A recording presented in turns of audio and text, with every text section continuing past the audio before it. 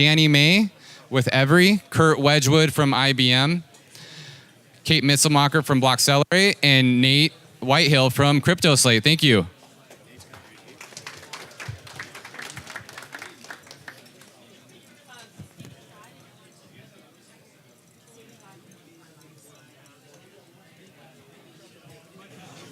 No, sorry. Check, check. Check, check. Check, check. Hello. All right, hey guys, we're gonna get started right now, so. Okay, everyone, we have a really exciting panel today. We're gonna talk about tokenizing the enterprise, or as I like to say, tokenize the enterprise. So let's get started right now. I'm gonna introduce our panelists. This is Kate Mitzelmacher from Blockcelerate, Kurt Wedgwood from IBM, and Danny May from Every. So to get started right away, I'm going to ask Kate a question. As managing partner of Blockcelerate, what are some of the interesting use cases or key opportunities that you see for enterprise tokenization?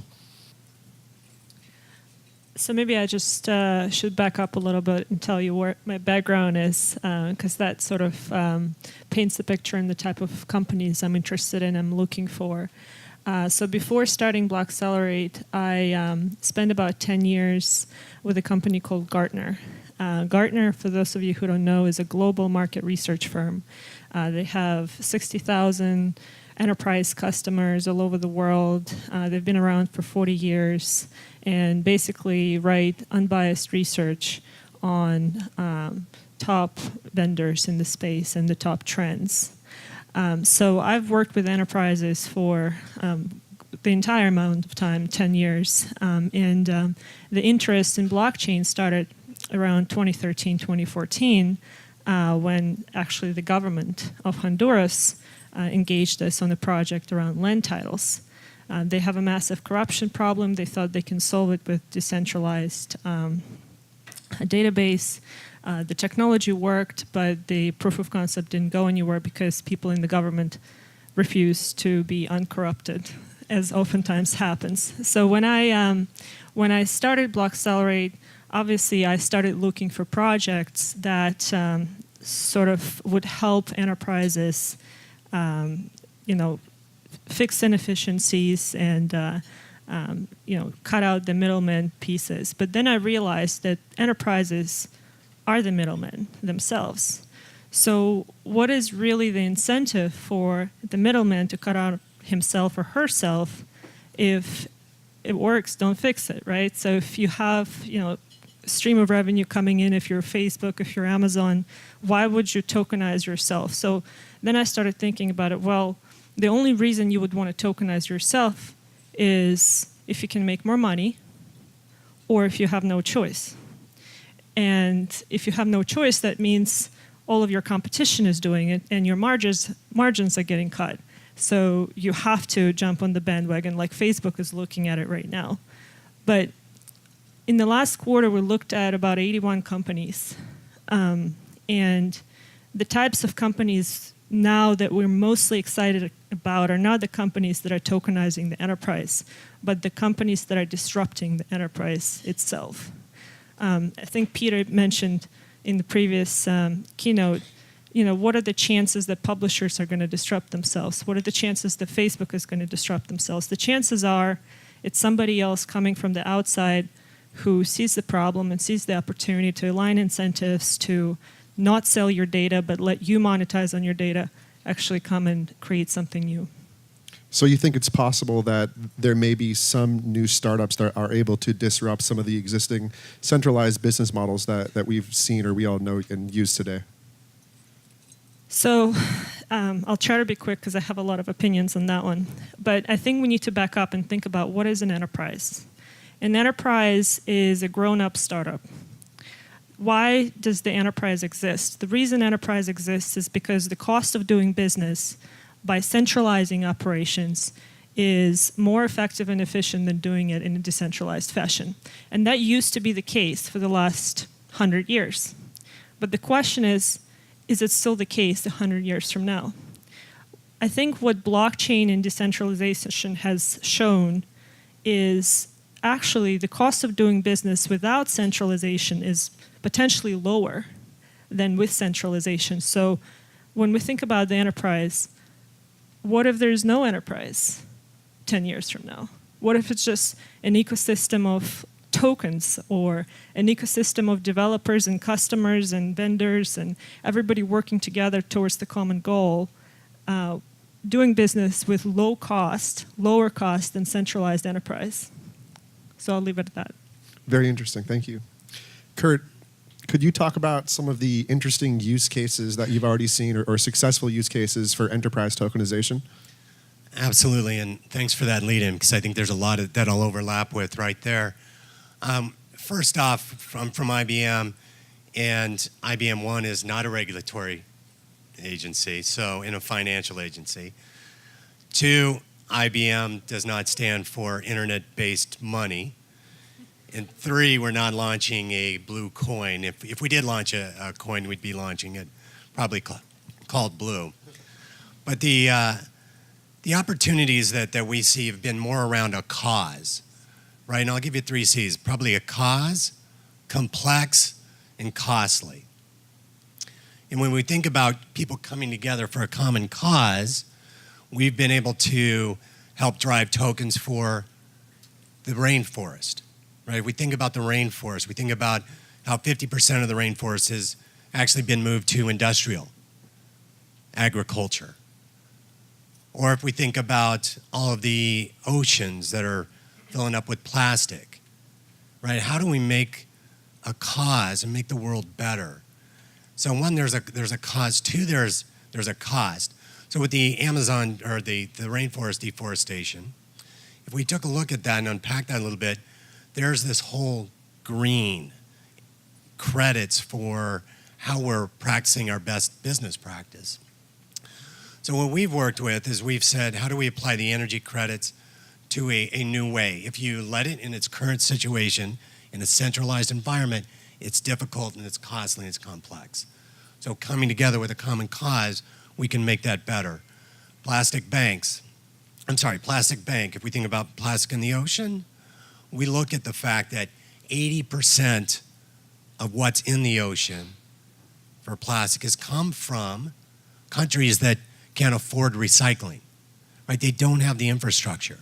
So the entrepreneurs coming together are putting ways to recycle and issue a token for medical, for housing, for energy, right? So now you have a cause mixed with complexity and cost, and that cost can be societal. So issues like that, and then kind of Peter had lent to, where we've really focused is with a company like Stronghold and Stellar to develop a stable coin that's backed by First Trust, that's tied to the dollar, that doesn't fluctuate. So these are some of the key areas where we're seeing development. Very interesting. Recently, I saw a statistic that said 90% of the enterprises experimenting with tokenization are basically being failed experiments. Could you talk about at all what are some of the long-term successful experiments that you think will be able to kind of reach mass adoption? I do think, and I'm so appreciative of the idea for real estate, right? If we think about the token tied to an asset, digitizing the asset. So it could be real estate because it's complex. How long does it take to close on real estate? Mortgages, cars. One that we're working on right now would be with cows, right? The state of Wyoming, you look at the farmer is not seeing nearly as much profitability for all the work that they do to raise the cow. Can you tokenize a cow? And if you do, what does that mean and how does that sustain? Can I buy one cow? Can I buy a cow part? Right? Is there a cow token that has an opportunity? I know we'll have our representative here later talking about regulatory, but Wyoming moved very fast in establishing tokens as acceptable in a regulatory environment where it's tied to an asset. It's not a security. So I think when it's tied to the asset and it's not measured as a security, I think that's going to be the new asset class we start to see develop. Very cool. Thank you. Danny, could you talk about some of the misconceptions about enterprise tokenization? Yeah, I think one of the biggest misconceptions enterprises would have or do have is that they have to move their entire technical infrastructure over to blockchain in order to have a token. Where actually it's perfectly fine for them to have that as an enhancement or addition to their existing infrastructure and have the token live on a blockchain with APIs separately. And I feel like that's kind of a lot of the churn that happens around those conversations in enterprises about the technical integration. I think the bigger question that needs to be happening is why would you create a token to begin with? It's a very sexy technology and everybody wants to get on board with it, but I feel like enterprises need to focus a lot more on their use cases, how it would be used, how it grows in value, how it becomes an asset and frees up their free cash flow, and think that the technology is not as cumbersome. It's not easy, but it's definitely something that is more to enhance the enterprise and not to be a full migration of everything they've had. Okay, could you talk about what the tokenization model is for Every and how you guys came up with that?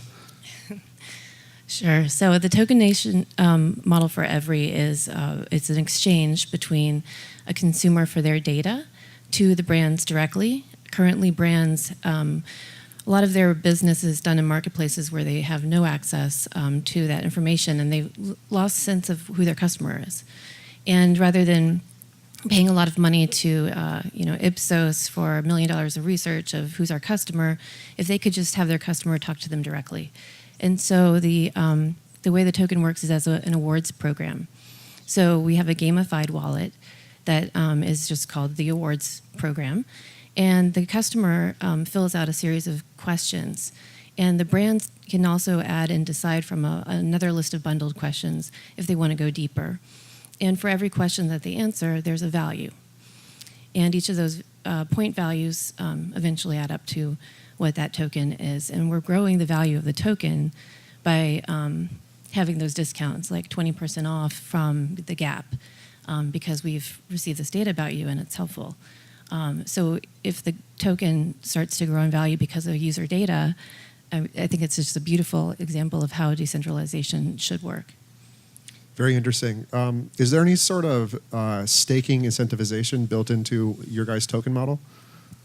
The incentivization is truly the discount you get from the brand. So essentially, you're getting money for your data. For the first time, you're not having somebody sell it on your behalf like Facebook would. You actually get that money back, and you know exactly where it's going. Okay. Thank you very much. So this is a question I'll open up to whoever wants to take it. Do we need a new federal classification for a utility token for utility tokens to truly be used in a way in which people aren't afraid of regulatory bodies coming down on them? Anyone? I think we have enough regulation to make these assets a safe currency for enterprises to be able to absorb and thrive currently. And I'm going to come in to just really establish it with an asset, right? I do hope that the money laundering, the fraud, that we do continue to stay ahead of those opportunities. So to the point that we're going to reduce risk, it's still going to play a role. What are some of the risks for a larger enterprise that's thinking about experimenting with a tokenization model? Is it the technical cost? Is it trying to switch what they're doing from a centralized model to a decentralized model? I think it's a reputation risk. Branding, as you're saying, first and foremost. I cannot tell you how many enterprises I worked with where everybody would be so excited about trying out this new blockchain and potentially tokenizing and creating a token. Even the CEO would, but they would never talk about that publicly because they're just so afraid that their brand is going to be diluted with association with Bitcoin and money laundering. And there's a lot of misconception out there about blockchain today. A lot of people still think it's the same thing as Bitcoin, and a lot of education needs to happen, but they're not willing to take that risk to educate the public. They would rather have somebody else do it and fail, and then they'll follow. That's the nature of the enterprise. Very risk averse. Okay, makes total sense. What could you tell me about some of the ways that some new startups that are thinking about experimenting with a tokenization model, but may have seen things like what happened with Long Island Iced Tea, which, as we all know, a few months ago changed their name to Long Island Blockchain, and now is being investigated by the SEC for basically pumping up their stock. Is that something that now we think we won't see that anymore because of that use case, or will we still see other companies potentially try to make a blockchain transition and fall on their faces? I think it's human nature. We're still going to go chase the buck, right? So I think you're still going to have these pushing, and because of that, right? Yes, maybe it's a cost to society, but it also pushes us. It's the 5-year-old testing as to whether or not I can, and so I appreciate it. It's not always right, but it does help us stretch.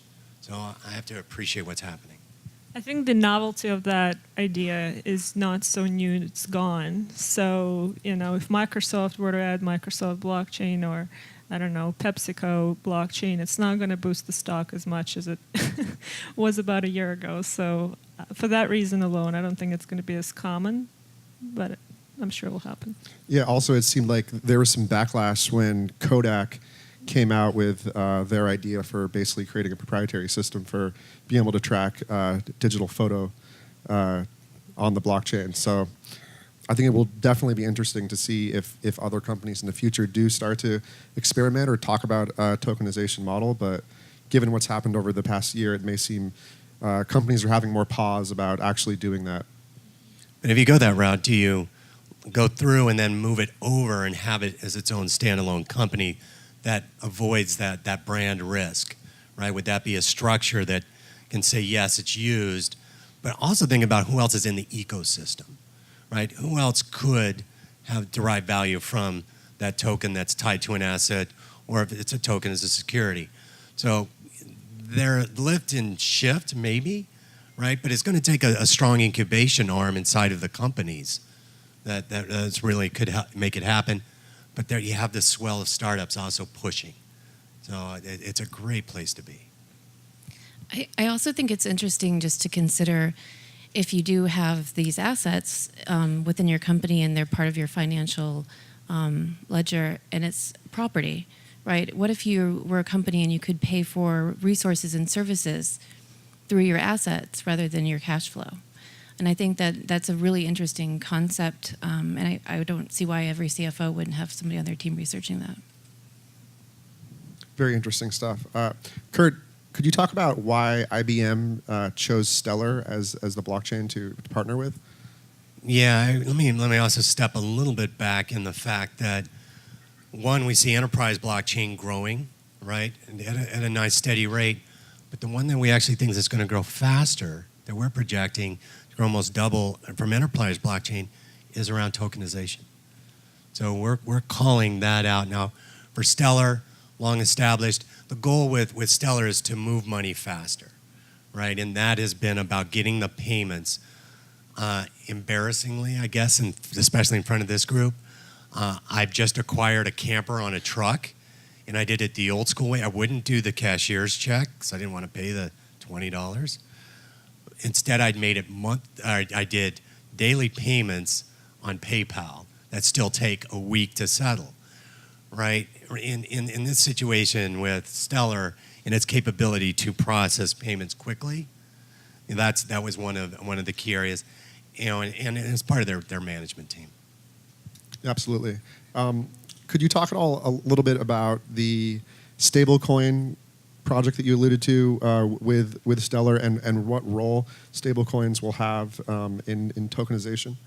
Sure, and we're in conjunction there with Stronghold, right? And the opportunity to have your token really marked and backed, federally insured, right, where it is tied to a dollar.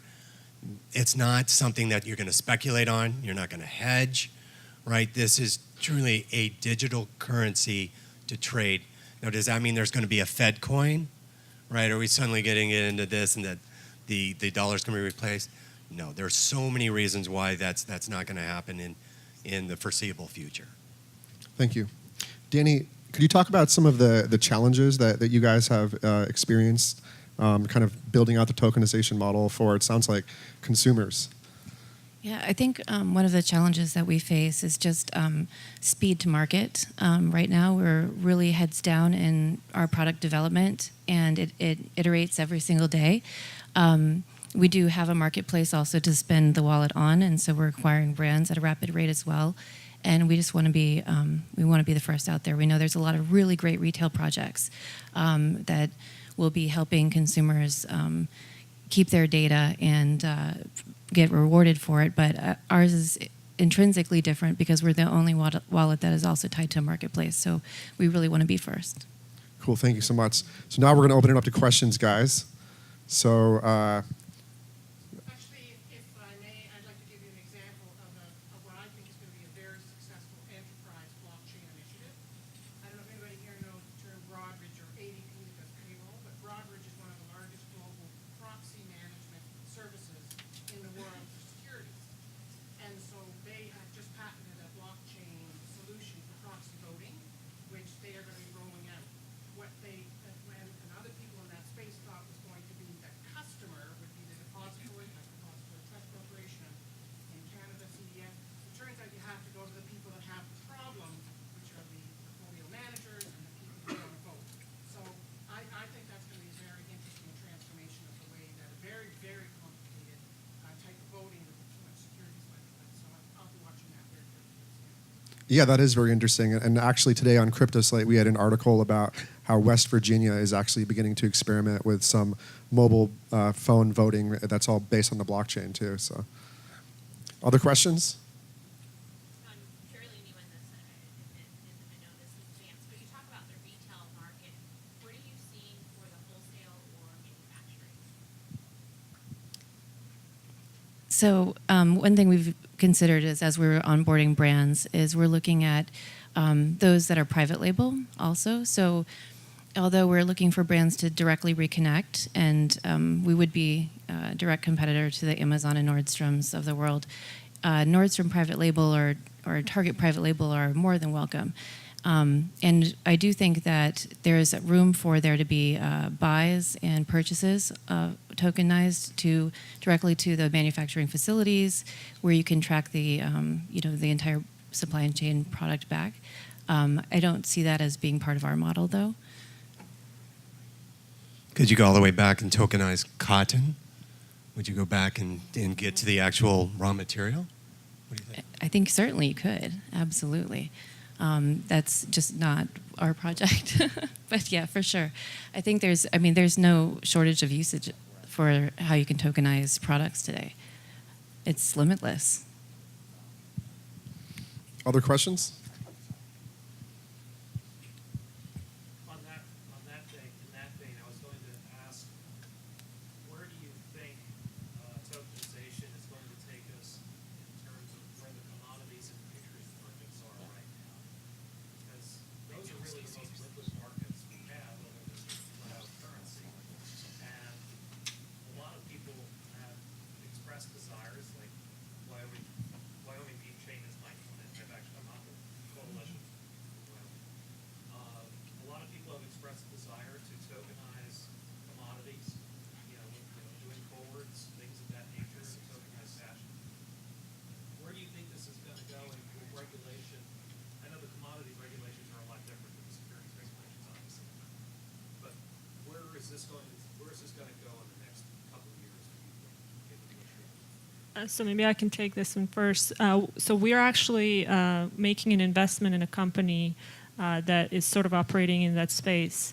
It's a company called Expansive. I see Lee from Reflective is here as well. They're a co-investor in that deal. They what they're doing is they're not necessarily tokenizing commodities yet, which might happen in the future, but they're tokenizing the data. The production data. So think about the oil coming out of Azerbaijan. It would have a very different composition compared to oil coming from Saudi Arabia. How do you market your oil if your oil has lower percentage of carbon, has higher percentage of other, high quality, composites. So that's where blockchain comes in. You can actually now track and analyze that data, put it on a distributed ledger, and share it with parties who don't trust each other. So it's a very interesting use case. But in the future, why not tokenize the entire production of oil or gas or renewable energy, et cetera? Thank you so much, guys. That concludes our session now. I'm going to leave you with one question now that you guys can ask each other and answer each other. And the question is, what examples of existing centralized companies and or business models would function more efficiently as a decentralized and or tokenized model? Think about decentralized Uber, Airbnb, Netflix, Spotify, Twitter.